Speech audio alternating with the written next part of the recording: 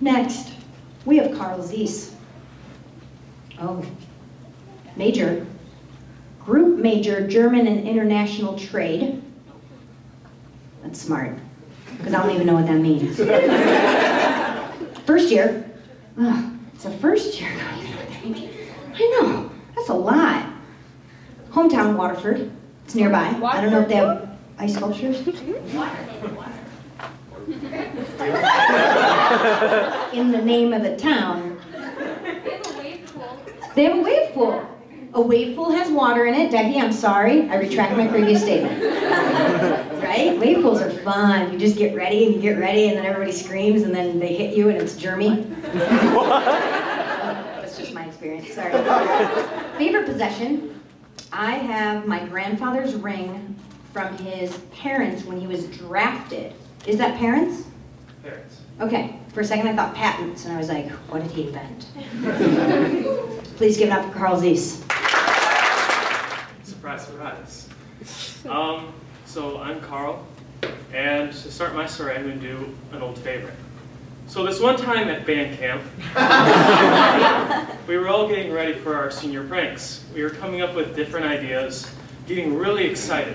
The year before, it was kind of an off year for them. Some trouble had happened, and their prank wasn't quite so good. So we were feeling really confident that we could really make an impression on all these new freshmen that we have this year. Little did we know that we're going to make kind of a bad impression. So we came up with a few ideas. We weren't really sure. We were just going to kind of wing it when we got there. Yay, planning. So we're getting ready. The marching band is only about 50 kids. That's really tiny for anyone who's not in marching band. And about 5 of them are middle schoolers, which you really should never have. They're a pain. One was my sister. Yeah. So we're all getting to camp. I come up with my idea. My prank was we took Icy Hot and we put it on the toilet seats. Which is really great because I don't know if anyone here has ever used Icy Hot, but it's white. So when you put it on a toilet seat, it matches it perfectly. So no one can see it.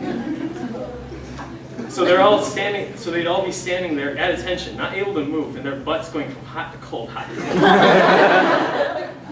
That was going to be a great surprise. So we find out that one of the seniors, there's only about 15 of us, which is pretty big for only 50-member marching band. He decides that since most of his friends are underclassmen, he's going to tell them all the pranks that we came up with already. I came up with mine last minute, so that one didn't get ruined. Yay. So we all came up with new ones. We left him out of it. He was going to stay with all his friends in the cabin and just go to sleep. We promised we wouldn't prank him. Yeah, we promised, but you never know. So we get around to it. We have all our pranks set up. We saran wrapped the showers. We took all the shower curtains away. We took everyone's left shoe. Not the right shoe, just their left. We moved that to the dining hall. And all of a sudden, it's about 2 o'clock in the morning, and we just hear this big boom.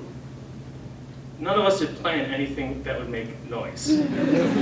Because if anyone has ever done a prank, the last thing you want to do is draw attention to yourself doing the prank.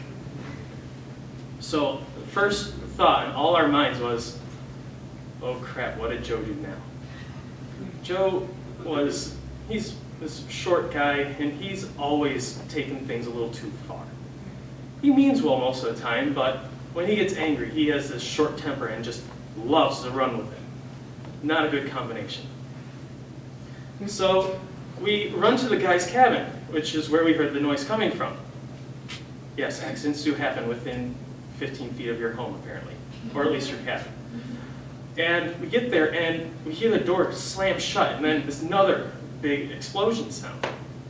We shine our flashlights in the woods, and we find glass shards and remnants of tinfoil and drain cleaner. Turns out they made a bomb out of a recipe they found on YouTube. Oh my God. Don't worry, they took that recipe down because apparently it's not a smart idea to put bomb recipes on YouTube. So we all go inside the cabin with flashlights and we look around. We see Joe and his best friend lying on their bunk beds. Joe is lying on one shoulder like this. That's not really convincing, guys. He has grass on his feet, and he is obviously squinting his eyes shut. Same with his best friend, who's a little more casual. He's lying on his back with his hands behind his head. Keeping it real. So we sneak back outside, and we wait by the staircase to make sure that they don't try it again. About 5 minutes later, our band director joined us and was hiding behind the staircase. We hear the door creak open, we see Joe's head peek out, and then Luke, his best friend, look around too, and all of a sudden they have a glass jar, and they throw it.